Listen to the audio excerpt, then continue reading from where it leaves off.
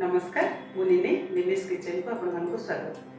आज गोटे इलिशी माछर पतला झोल प्रस्तुत करिया जो कि पियाज अदा रसुण किसी भी दबानी गोटे बढ़िया पतला झोल प्रस्तुत करिया आसंतु प्रस्तुत करिया। देखंतु एठी माछटा कोन करचे मु धोई के लूण हळदी गोळी के रखी देइचे। एबे माछटा को भाजी के बाहर कर दबा। टिके भल्लो से भाजीबा काना टिके कड़ा भाजीबा टिके ब्राउन होबा जाय माछटा को भाजी दबा। तापरे एपटे सोरिष सुखिला लंका धला सोरिष गोटे चमच कला सोरिष गोटे चमच और सुखिला लंका गोटे टमाटर देकी ग्राइंडिंग कर दबा। आउ किछि भी तादरे पड़िबोनी। माछटा एबे भजा हो गला भल से बाहर कर दबा।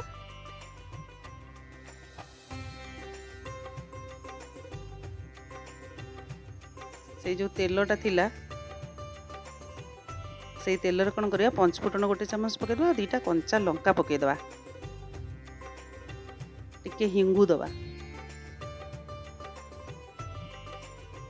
तापर जो मसलाटा ग्राइंडिंग करके रखी थिले से मसलाटा देदबा। अल्प टिके कसदबा सोरिष मसलाटा बेसी कसले पिता लगे अल्प टिके कसदबा। तापर एबे कौन करिया पानीटा दबा। आउ टिके भी पानी दबा कहीं पानी टिके बेसी दबा। माछटा पूरा ता भितर फुटिबो जमती माछटा फुटिकी सिझिबो से पानी रा झोलटा टिके पतलिया हबो। देखंतु एबे घोड़ेई दबा 3-4 मिनिट झोलटा फुटी गला परे देखंतु झोलटा एबे फुटी गला। एबे भजा हे माछ गुडा रखी पके दबा।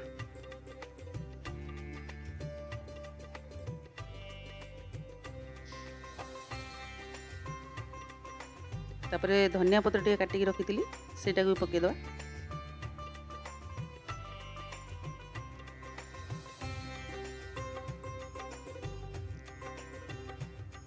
गैस टाको सिम करी 5 मिनट कवर करदबा। कहीं 5 मिनट फुटिले देखो 5 मिनट हो गला माछटा भल से सिझी जाइए झोलटा बढ़िया से प्रिपेयर हो जाइए।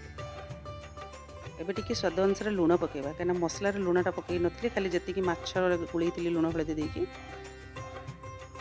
तापर सोरिष तेल गोटे चामच दबा कंचा सोरिष तेल गोटे चामच देदबा।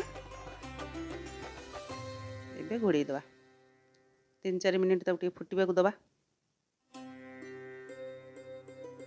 देखो बढ़िया बास्ना पूरा होची पूरा रेडी हो गलानी। कहीं बिना प्याज रसुण इलिश माछटा कले तार इलिश पूरा फ्लेवरटा से झोल आसे।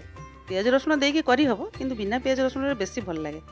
एबे हो गला बंद कर दवा गैस।